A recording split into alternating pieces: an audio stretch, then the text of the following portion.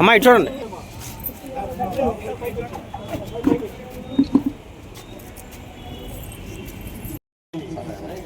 కార్యకర్తలకు, పార్టీ నాయకులకు, గౌరవ సభ్యులకు, వైఎస్ఆర్ పార్టీ అభిమానులకు, జగన్ గారి అభిమానులకు, అలాగే రాజశేఖర రెడ్డి అభిమానులకు స్వాగతం, సుస్వాగతం. ఈరోజు ఈ కార్యక్రమం యొక్క ముఖ్య ఉద్దేశం ఏంటంటే, మనకు ప్రభుత్వం మారి 1-2 మాసాలు అయింది.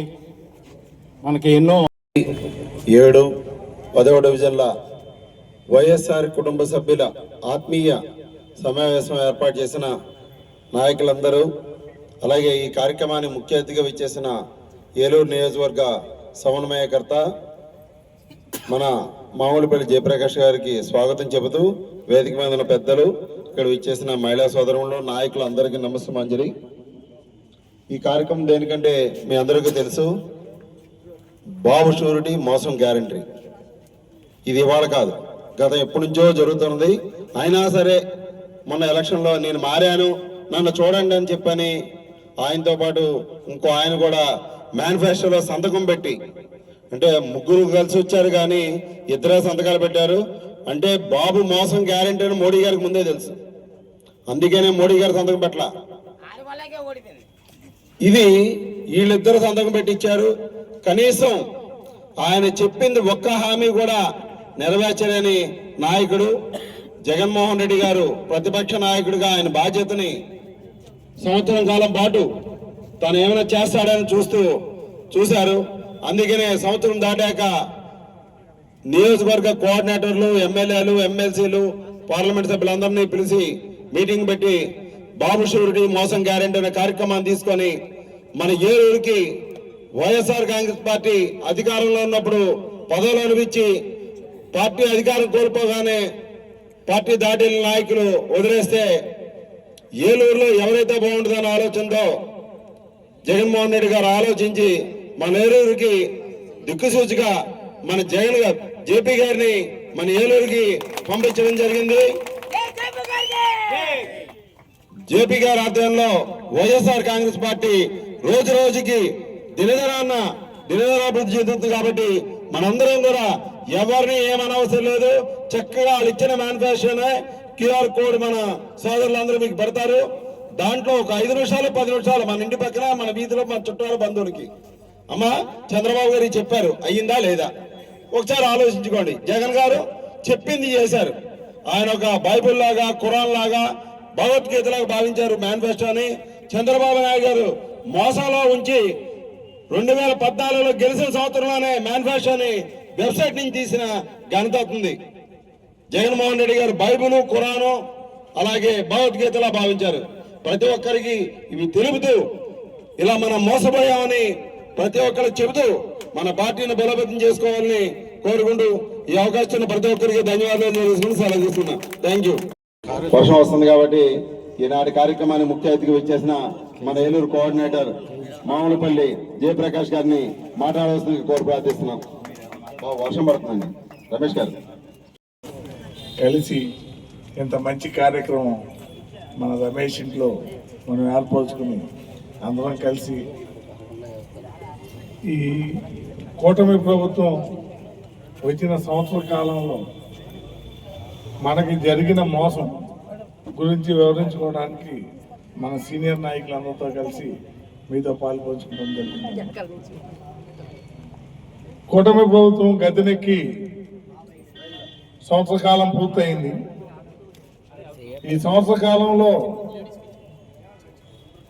ఎవరికి ఏ హామీ పూర్తిగా అమలు జరగలేదు.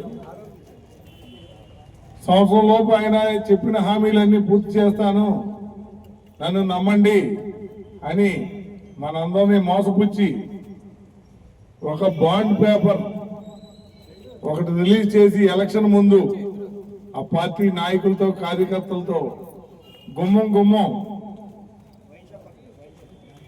తిప్పి ప్రతి ఇంట్లోనూ ఆ బాండ్ పేపర్ ఇచ్చి, ఈ బాండ్ పేపర్లో నేను చెప్పిన మేనిఫెస్టోలో ఉన్న ప్రతి అంశం నేను అమలు పరుస్తాను, దీంట్లో సూపర్ 6 ఉంది, సూపర్ 7 ఉంది. అది కాక 143 హామీలు అమలు పరుస్తాను. కాబట్టి నన్ను నమ్మండి. నన్ను ఎలాగో ప్రతిసారి నమ్మి మీరు మోసపోతారు. ఈసారి నన్ను నాతో పాటు ఇంకొక జనాకాశనున్న నాయకుడిని కూడా పెట్టుకుంటున్నాను అని పవన్ కళ్యాణ్ గారిని కూడా ఆయన పక్కన పెట్టుకోవడం జరిగింది. పెట్టుకుని ఆ యొక్క బాండ్పై ఇద్దరు సంతకాలు చేసి మనల్ని నమ్మబలికి ఎలక్షన్లో మోసపూరితంగా గెలవడం జరిగింది. జగన్ గారు 2019-24లో నవరత్నాలని చెప్పి ప్రతి హామీని తూచా తప్పకోకుండా పాటించి ప్రతి హామీని అమలు చేయడం జరిగింది. ప్రతి కుటుంబంలోనూ జగన్ గారి హామీ అందరం పొంది ఉన్నాం. కానీ ప్రజల ఆశావాహులు ఇంకా ఈ కూటమి ప్రభుత్వం ఏదో మాయ మాటలు చెబుతుంది. ఈ మాటలకి పక్కన ఆయన పవన్ కళ్యాణ్ గారు కూడా ఉన్నారు. ఇద్దరూ కలిసి మనకి ఇంకా మంచి చేస్తారేమో, జగన్ గారు ఇచ్చిన దానికన్నా ఎక్కువ ఇస్తారేమో, కాబట్టి ఒకసారి మనం ఓటు వేద్దామని కొంతమంది మోసపోయారు. కానీ 40% మంది జగన్ గారు వెంటుండి ఓటేశారు.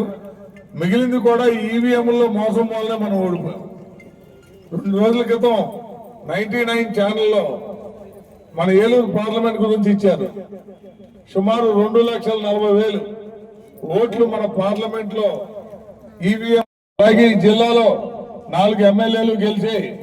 అలా సుమారుగా ఈ మోసపూరితమైన ఈవీఎంలు జరగకపోతే జగన్మోహన్ రెడ్డి గారు గెలిచేవారు.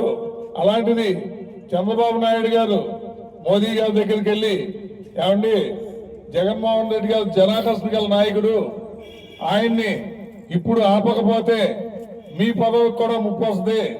ఎందుకంటే ఆయన విజనరీ ఉన్న నాయకుడు.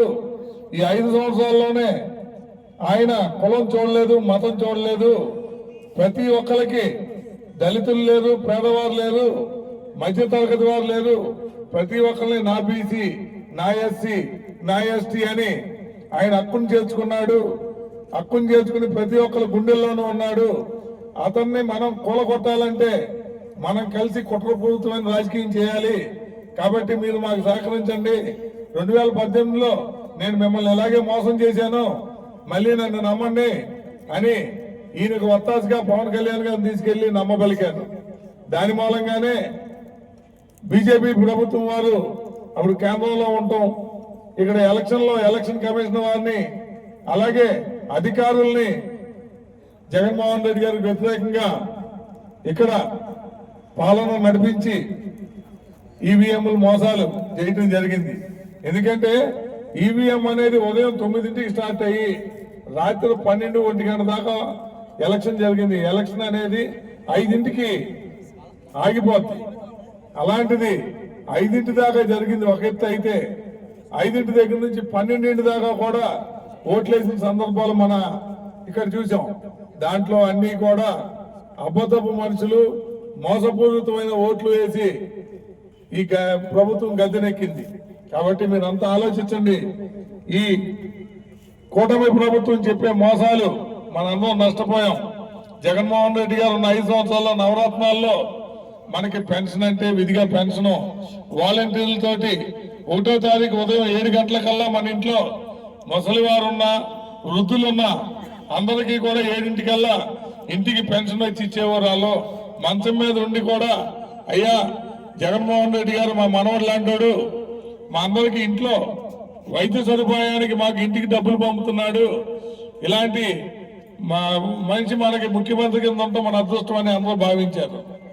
అలాగే కోవిడ్ సమయంలో దేశంలో ఎక్కడా లేని విధంగా మన ఆంధ్రదేశంలో వాలంటీర్ వ్యవస్థతో మన ఇంట్లో పిల్లలకి కోవిడ్ వచ్చినా, మన తల్లిదండ్రులకు కోవిడ్ వచ్చినా మనం దూరంగా వాళ్ళని గదిలో పెట్టి బయట ఉన్నాం. అలాంటి సమయంలో వాలంటీర్లు ప్రతి ఇంటికి వెళ్ళి, ఏమండి మీ ఇంట్లో మీకు ఎలా ఉంది, మీకు ఆరోగ్యం సరిగ్గా లేకపోతే క్వారంటైన్ సెంటర్లు పెట్టారు ప్రభుత్వం వారు, అందులో జాయిన్ అవ్వండి, 4 రోజులు అక్కడ ఉండండి. అలాగే మీకు సివియర్ గా ఉంటే హాస్పిటల్లో జాయిన్ అవ్వండి, రెమిడీసివిర్ ఇంజెక్షన్ ఇప్పిస్తామని 70,000 రూపాయలు ఇంజెక్షన్ ప్రతి ఒక్కరికి చేయించి వాలంటీర్లు అందరూ వాళ్ళ యొక్క ప్రాణాలు పణంగా పెట్టి మనందరినీ కాపాడారు. ఇదంతా జగన్మోహన్ రెడ్డి గారి పుణ్యఫలమే. ఇవాళ ఆంధ్రదేశంలో కోవిడ్ లో మరణాలు సంభవించుకోకుండా మనందరం ఇవాళ ఎలా ఉన్నామంటే జగన్మోహన్ రెడ్డి గారి పుణ్యం. దానికి సహకరించిన వాలంటీర్లకు అంటే వాలంటీర్లు వాళ్ళు ఉదయం పూట చేసిన కార్యక్రమం 5 కాడి నుంచి 7 పెన్షన్ ఇచ్చేవారు. ఇవాళ ఈ కూటమి ప్రభుత్వం గద్దెనెక్కే ముందు వాలంటీర్లని మీకు 10,000 జీతం ఇస్తామని నమ్మబలికి వాళ్ళందరినీ మోసపుచ్చారు. ఆయన గెలవంగానే వాలంటీర్లు అందరినీ తీసేసి సచివాలయంలోకి వెళ్ళి మీరు పెన్షన్లు తీసుకోవాలని చెప్పి 3 రోజులు 4 రోజులు తిప్పుతూ వృద్ధులు ఎండలో ఉండలేక చాలా ఇబ్బంది పడతా జగన్మోహన్ రెడ్డి గారు ఉండగా మాకు ఈ తెప్పలు లేవు, ఇవాళ మేము ఈ కర్మ అనుభవిస్తున్నాము, ఈ కూటమి ప్రభుత్వం ఎప్పుడు గది దిగుద్దా అని ప్రతి ఒక్కళ్ళు కూటమి ప్రభుత్వం మీద ఆయన చేస్తున్న వైఫల్యాలు జగన్మోహన్ రెడ్డి గారు 2019-24లో చేసిన మంచి పనులు గుర్తు చేసుకుంటా వారు బాధపడటం జరుగుతుంది. అలాగే ఉచిత బస్సు ఆడవారికి ఆంధ్రదేశంలో ఇచ్చాపురం నుంచి చిత్తూరు దాకా ఎక్కడికైనా మీరు ప్రయాణం చేయించవచ్చు. దైవ దర్శనాలు చేసుకోవాలన్నా మన కుటుంబంలో బంధుమిత్రుల ఇళ్ళకి వెళ్ళాలన్నా మీరు ఉచితంగా చేయెత్తితే బస్సు ఆగుతుంది. ఆ బస్సులో మీరు ఎక్కడికైనా ప్రయాణం చేయించవచ్చు. ఇది కర్ణాటకలోను తెలంగాణలోనూ జరుగుతుంది. నేను ఎమ్మటే అమలు పరుస్తా అని ఈ కూటమి ప్రభుత్వం అబద్ధ హామీ ఇచ్చింది. గెలిచి వాళ్ళకి సంవత్సరం అయింది, బస్సు లేదు. ఏమన్నా అడిగితే రేపు ఆగస్టు నుంచి ఇస్తామంటున్నారు. అది కూడా జిల్లా బోర్డర్లోనే, అంటే ఏలూరు నుంచి హనుమాన్ జంక్షన్, ఏలూరు నుంచి ఉంగుటూరు 15 కిలోమీటర్లలోనే మీరు వెళ్ళాలనే ఆంక్షలు ఉన్నాయి. ఇంకా ఈ బస్సు ప్రయాణం ఉచిత బస్సు అనేది ఎవరికి ఉపయోగపడుతుంది? అలాగే అమ్మఒడి జగన్మోహన్ రెడ్డి గారు 5 సంవత్సరాల కాలంలో ప్రతి కుటుంబంలోనూ కుటుంబానికి ఒక మనిషి చొప్పున ప్రతి ఒక్కరికి విద్యను అందించే దిశగా అమ్మఒడి కార్యక్రమం చేశారు.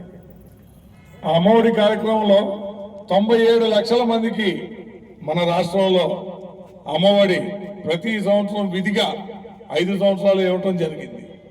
అలాంటిది కూటమి ప్రభుత్వం వారు ఎలక్షన్ ముందు ఇంట్లో 2 ఉంటే 2, 3 ఉంటే 3, ఎంతమంది ఉంటే అంతమందికి మేము ఈ అమ్మఒడి ఇస్తాము, మేము పేరు మారుస్తాము, పేరు మార్చి మేము తల్లి దీవెనాన్ని ఇస్తాము, కాబట్టి మీరు మా అందరినీ నమ్మండి అని నమ్మబలికారు. ఆయన ఇప్పుడు ఇస్తుంది 67 లక్షల మందికి, అంటే 30% 30 లక్షల మందికి కోత విధించారు. అది ఏమని అడిగితే మీరు 300 యూనిట్లు కరెంట్లు కాలుస్తున్నారు, మీ ఇంట్లో వాహనం ఉంది, లేదా మీ ఇంట్లో ప్రభుత్వ ఉద్యోగం ఉన్నారు, కాబట్టి మీకు ఈ కోత విధిస్తున్నామని చెప్తున్నారు. కాబట్టి మన కార్యకర్తలంతా ఆలోచించండి. మనం జగన్మోహన్ రెడ్డి గారు మంచి బయటికి చెప్పుకోలేక మోసపోయాం. ఈ కూటమి ప్రభుత్వం వారు చేయని కూడా చేస్తామని మనం నమ్మించి ప్రజలను మోసపెట్టారు. కాబట్టి మనం ఈ ప్రజల్లోకి మన ఈ జగన్మోహన్ రెడ్డి గారు ఏదైతే సంవత్సరం పాలన ఈ కూటమి ప్రభుత్వాలు చేసిన దాని మీద యుద్ధం ప్రకటించి మనం ఈ QR కోడ్ ద్వారా మన ఫోన్లలో మనం అది ఓపెన్ చేసుకుంటే దాంట్లో మనకు జరిగిన నష్టం ఈ 5 సంవత్సరాల్లో మనం నష్టపోయేది అన్ని వివరంగా ఉన్నాయి. కాబట్టి మీరు అది ఒకసారి గమనించండి. గమనించి మన ఇంటి ముందు వారికి, ఇంటి పక్కన వారికి దాని వివరం చెప్పి దాంట్లో ప్రతి కుటుంబం సంవత్సరానికి 1,04,000 రూపాయలు నష్టపోతున్నారండి. అంటే 5 సంవత్సరాలు 5,20,000 నష్టపోతున్నారు. కాబట్టి జగన్మోహన్ రెడ్డి గారు చేసిన మంచి, చంద్రబాబు నాయుడు గారు కూటమి ప్రభుత్వంలో మనం నమ్మబలికి మనకి చేసిన మోసం క్లియర్ గా వివరంగా చెప్పాలి. ఎందుకంటే ఈ అమ్మఒడి 2024 గెలవంగానే ఇవ్వాలి, ఒక సంవత్సరం తీసేశారు. ఆ సంవత్సరంలో ఎవరికి రాలేదు.